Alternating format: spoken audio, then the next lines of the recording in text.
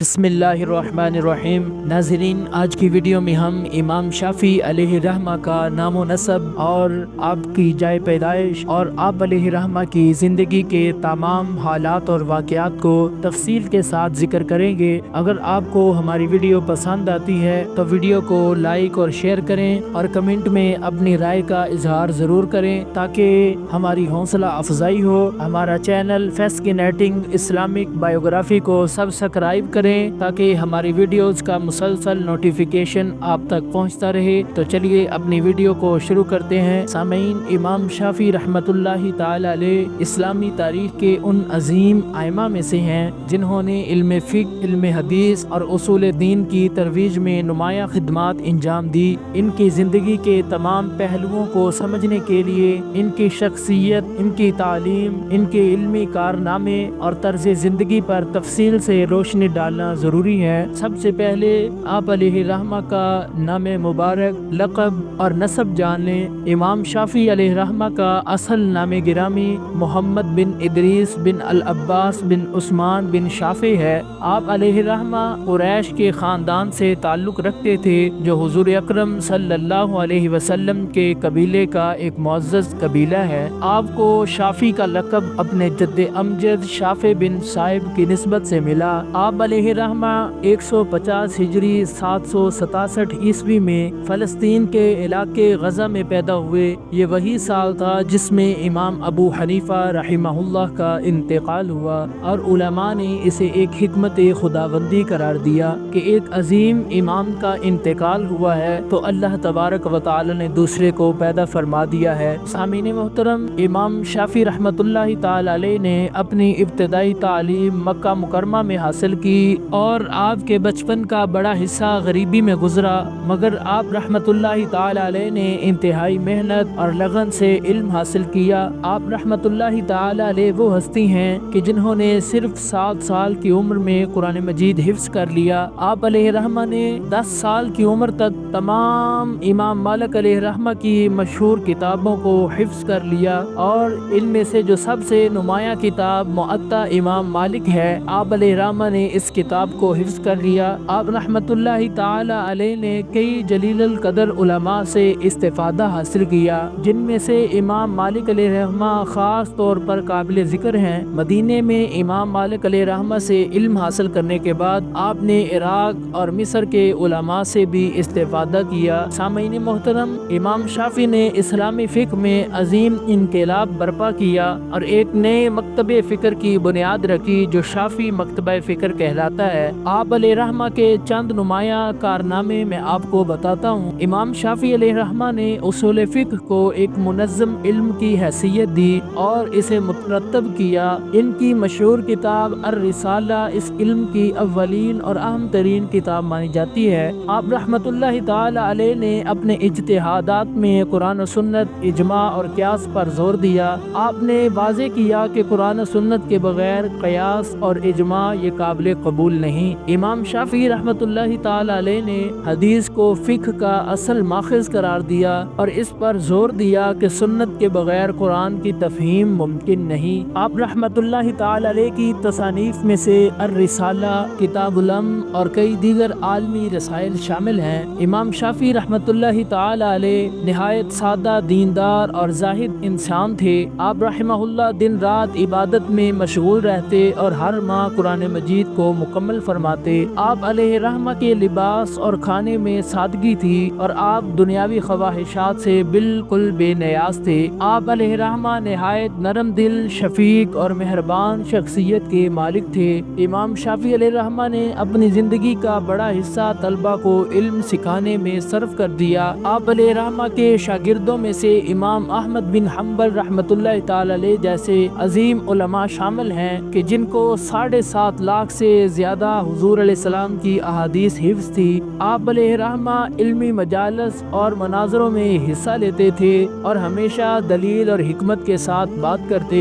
आप रहमतुल्लाहि ताला अलैह ने कई मौज़ूआत पर किताबें लिखी और इस्लामी इल्म को आपने खूब मुनज़्ज़म किया। इमाम शाफ़ी रहमतुल्लाहि ताला अलैह की ज़िंदगी मुसलमानों के लिए इल्म, मेहनत, ज़ुहद और तकवा और एक नुमाया नमूना है। आपके इल्मी कामों نے उम्मत मुस्लिमा को फ़िक़्ह और उसूल दीन में एक मुनज़्ज़म रास्ता फराहम किया जो आज भी ज़िंदा है। सामीन मोहतरम, इमाम शाफ़ी रहमतुल्लाहि ताला अलैह के वालिद के इंतकाल के बाद आपकी वालिदा माजिदा आपको मक्का मुकरमा लेकर चली गई ताकि कुरैश के कबीले में रहते हुए आपकी तालीम और तरबियत हो सके, आपकी वहाँ पर परवरिश हो सके। आप रहमतुल्लाहि ताला अलैह ने मक्का में वक़्त के उलमा से इल्म हासिल किया। इमाम मालिक रहमहुल्लाह की मशहूर किताब मुअत्ता को न सिर्फ हिफ्ज़ किया बल्कि इसकी तालीम हासिल करने के लिए मदीना मुनव्वरा का सफ़र भी किया। इमाम शाफ़ी रहमतुल्लाहि ताला अलैह ने मदीने में इमाम मालिक रहमहुल्लाह की खिदमत में वक़्त गुजारा और इनसे मुअत्ता और दीगर उलूम में महारत हासिल की।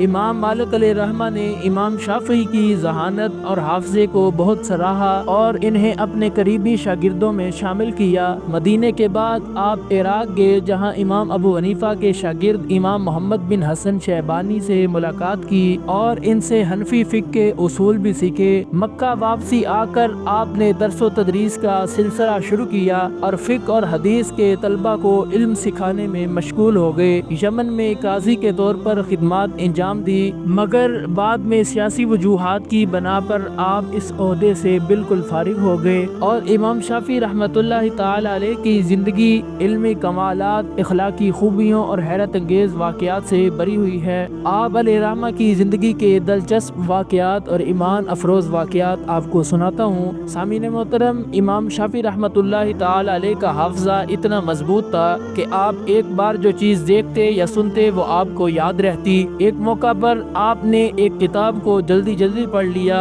और मुकम्मल याद कर लिया। अपने हाफ़ज़े को बरकरार रखने के लिए आपने नज़रें बटाकर किताब पढ़ने का उसूल अपना लिया ताकि गैर ज़रूरी मालूमात भी जहन में महफूज न हो। इमाम शाफ़ी रहमतुल्लाहि ताला अलैह का बचपन इंतहाई गुर्बत में गुजरा। किताब खरीदने के पैसे नहीं होते थे तो आप खजूर के पत्तों या मिट्टी पर लिख कर इल्म हासिल करते थे। जब उस्ताद के पास बैठने के लिए पैसे न थे तो एक दिन उस्ताद ने आपकी ज़हानत देकर कहा कि तुम्हारी फीस तुम्हारी मेहनत और इल्म है, तुम्हें पैसों की ज़रूरत नहीं है। आप अलैहिर्रहमा न सिर्फ दीन के आलिम थे बल्कि दुनियावी महारतों में भी कमाल रखते थे।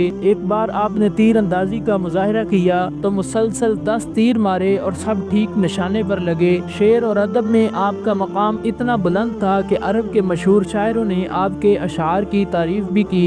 इमाम शाफ़ी रहमहुल्लाह ने मदीना मुनव्वरा में इमाम मालिक की खिदमत में अपनी इल्मी इस्तेदाद दिखाने के लिए मुअत्ता इमाम मालिक को मुकम्मल तौर पर हिफ्ज़ कर लिया। जब इमाम मालिक से पहली मुलाकात हुई तो आपने पूरा मुअत्ता ज़ुबानी सुना दिया। इमाम मालिक अलैहिर्रहमा ने हैरत से कहा, ये लड़का एक दिन बहुत बड़ा आलिम बनेगा। एक बार आप अलैहिर्रहमा इल्मी मजलिस मुनक्कद हुई जिसमें बड़े बड़े उलमा मौजूद थे। इमाम शाफ़ी अलैहिर्रहमा ने कुरान की एक आयत की ऐसी वजाहत की कि मजलिस के तमाम अफराद ने कहा कि हमने इस आयत की ऐसी तफसीर कभी नहीं सुनी। इनकी फसाहत और बलागत सुनकर लोग आपको लिसाने अरब कहने लगे। आप अलैहिर्रहमा यमन में काजी के तौर पर खिदमत इंजाम देते हुए किसी ताकतवर के दबाव में आप न आए और बगैर किसी झिझक के फैसले सुनाए। एक बार आपने एक अमीर शख्स के खिलाफ फैसला किया तो इसने धमकी दी। इमाम शाफ़ी अलैहिर्रहमा ने जवाब दिया, हक पर फैसला करना मेरा फ़र्ज है, चाहे मेरी जान क्यों न चली जाए। इमाम अहमद बिन हम्बल इमाम शाफ़ी के शागिर्द थे।